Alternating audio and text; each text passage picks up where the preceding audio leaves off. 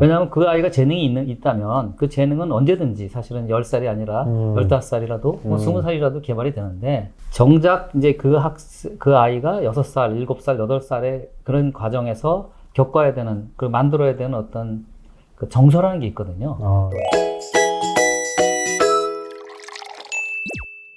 네, 저희 생각노트에 점점 특별한 게스트들이 나와주고 계시는데 오늘은 정말로 모시기 힘든 특별한 게스트를 모셨거든요. 네, 교수님 자기소개 부탁드리겠습니다. 예, 안녕하십니까. 저는 인하대학교 수학과의 송영진이라고 합니다. 저는 그냥 오랫동안 뭐 수학 올림피아드를 통해서 영재들을 교육해 왔고요. 최근에 이제 영재계에 대한 책도 내고 해서 그런 김에 또 이렇게 생각노트에서 초청해 주셔가지고 오늘 이렇게 오게 됐습니다. 네. 제가 이제 감히 소개를 하자면 한국 영재교육의 대가? 저는 이렇게 좀 소개를 드리고 싶은데 그렇게 소개 드려도 되는 거죠? 모르겠습니다. 제가 지금 이렇게 저렇게 하다 보니까 이제 한 27, 8년 동안 이제 그러니까 한국 수학 올림피아드, 국제 수학 올림피아드 일을 하게 됐고요. 그러다 보니까 이제 자연히 이제 좀 어린 영재들부터 좀 고등학생들까지 많은 이제 수학 영재들을 만나보고 또 같이 가르치고 생활하고 이렇게 하면서 좀 어느 정도 이게 세월이 지나다 보니까 이게 전문가처럼 된 것 같습니다. 네, 전문가시죠. 그 책도 내셔가지고 최근에 한번 잠깐 소개해 주시면 어떨까요? 제가 최근에 이제 사실 몇 가지 이제 시리즈물로 이제 교양 소적을 내고 있는데 아무래도 제가 오랫동안 했던 이제 영재들에 대한 책을 써야 되겠다 생각을 해서 오래전부터 준비해 왔고요. 대부분의 경우에는 이제 교육학을 하신 분들이거나 심리학을 하신 분들이 이제 주로 그런 영재의 책을 썼다고 하면 저같이 이제 직접 영재들을 좀 트레이닝하고 같이 이제 생활하고 뭐 이런 이제 그 어떤 직접 가르치는 사람들 입장에서 영재교육 책은 거의 없는 것 같아요. 그래서 제가 그런 좀 제 책은 그런 특징이 있다고 생각이 되고요. 그래서 약간 이제 일반적으로 영재들에 대해서 좀 진실과 오해가 있고 또 약간 이제 또 대중들에게 좀 이렇게 하면 좋겠다 하고 권하고 싶은 얘기들도 있고 그렇습니다.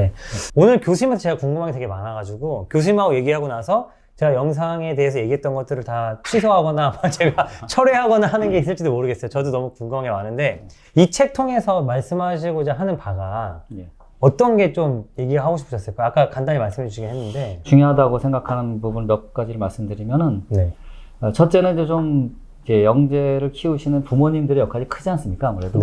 그러니까 이제 부모님들이 어떤 역할을 하느냐 하는 부분에 대해서 제 생각을 좀 담은 바가 있는데 그중에 이제 핵심은 이제 아무래도 좀 침착한 어머니들이 학생들의 학업 성취를 이루는 데 도움이 된다. 그러니까 그 침착하다는 게 뭐냐면 이제 좀 아무래도 이제 우리 애가 영재다라고 판단이 되면 어머니들은 아버지들도 마찬가지지만 이제 얘를 가장 효율적으로 가르치려면 어떻게 해야 될까? 그죠. 마음이 급해지시죠. 재능을 어떻게 잘 개발해야 될까? 이런 데 이제 아무래도 집중하게 되고 이제 아이의 재능을 개발하는 데만 집중하게 되다 보면 그러니까 지나친 이제 선행 같은 것을 하게 된다거나 아니면 제일 잘못되는 오류가 뭐냐면은 이제 결국은 이제 영재를 어떤 성공한 사람으로 키우냐가 이제 포인트인데 어떤 기본적으로는 예를 들어서 뭐 지식인, 뭐 학자 이런 아니면 교수 뭐 이런 사람들이 일단 어떤 기본적인 모델이라고 생각한다면 뭐 다양할 수 있습니다. 뭐 의사가 될 수도 있고 다양할 수 있지만 어쨌든 간에 훌륭한 이제 성인으로 되는데 사실 긴 과정이 필요하고 어떤 전문가가 된 다음에도 행복한 삶을 누려야 좀 더 사회에 기여하고 할 거 아니겠습니까? 그러니까 이제 예를 들어 수학에 재능이 있다 하면 수학만이 아니라 다른 이제 뭐 여러 가지 뭐 언어라든가 뭐 영어 아니면 여러 가지 예술적인 부분 여러 가지를 다 복합적으로 그러니까 우리가 지금 일반 교육에서 추구하고 있는 여러 가지 그런 기본 소양이 어떻게 보면 더 중요하다. 왜냐하면 그 아이가 재능이 있다면 그 재능은 언제든지 사실은 10살이 아니라 15살이라도 뭐 20살이라도 개발이 되는데 정작 이제 그 아이가 6살, 7살, 8살의 그런 과정에서 겪어야 되는, 그 만들어야 되는 어떤 그 정서라는 게 있거든요. 또 이제 뭐 약간 여유를 가지고 좀 아이의 재능을 믿고 오히려 천천히 가는 게 좋다. 그게 일반적인 상식과 좀 다른 얘기를 지금 말씀드리고 싶고요. 좋은 편이네요. 어머니가 침착해야 됐어요. 그래서 그걸 제가 짧게 요즘엔 이제 짧은 워딩이 좋으니까 아이가 영재를 키우는 것은 그 음악가나 운동선수를 키우는 거랑 좀 다르다.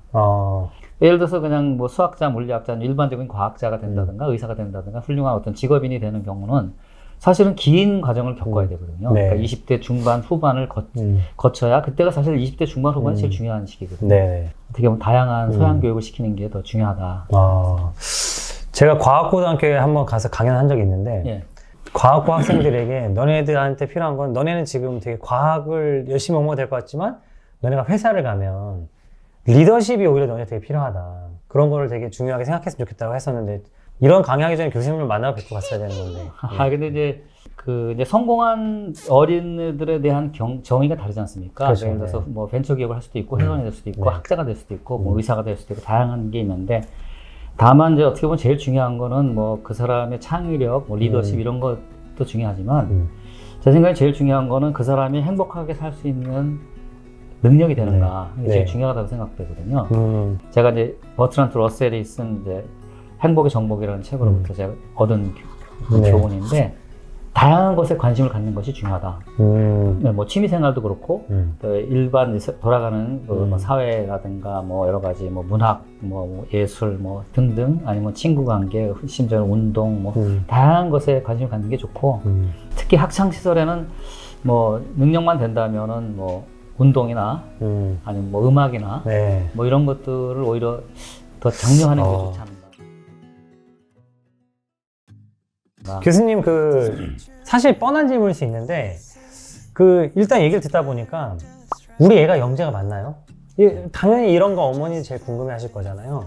교수님이 보시기에는 영재인지 알아보는 그 과정. 어머니들한테 그렇게 말씀드려요. 제가 이제 영재면 좋죠. 그렇게 얘기 드립니다.